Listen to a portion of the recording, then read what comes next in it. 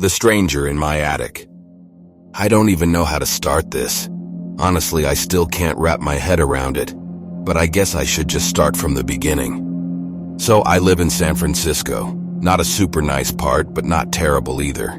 Just a regular apartment in a regular neighborhood. I work long hours, so I'm out of the house a lot. Never really thought much about it until weird stuff started happening. At first, it was small things. A chair slightly moved. A cabinet left open that I was pretty sure I had closed. Stuff you can explain away if you're tired or distracted. I didn't think too much about it. I'd come home after a long shift, drop my bag, maybe grab a beer, and just assume I was being forgetful. Then I started noticing food missing. I live alone, no roommates, no pets. At first I thought maybe I had eaten it and forgotten, but it kept happening. A loaf of bread that should have lasted the week was gone in 2 days. A full pack of deli meat vanished. At this point, I started to feel weird, like actually uneasy. But what do? Call the cops and tell them your peanut butter is missing? So I ignored it. Then one night, something happened that I couldn't ignore. I got home late, around midnight. It was one of those days where all I wanted to do was take a shower and pass out. So I go straight to the bathroom, turn the water on, and start getting undressed. That's when I hear it. A creak like footsteps.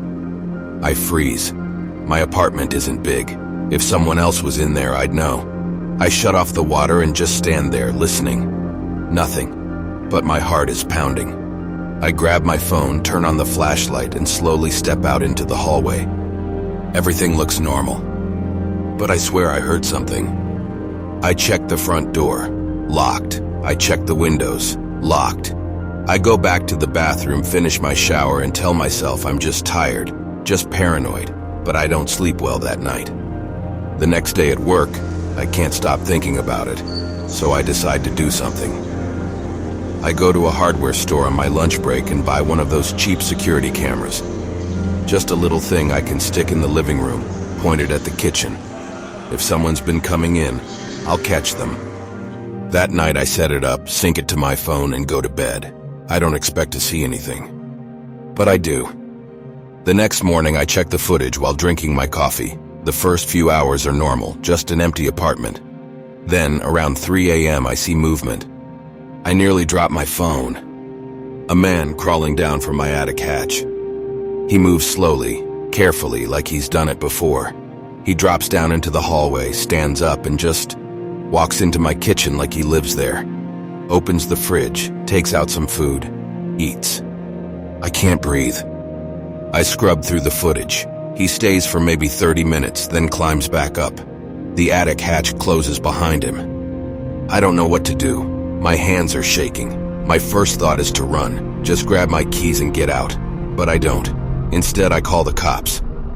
They take forever to show up, or at least it feels like forever.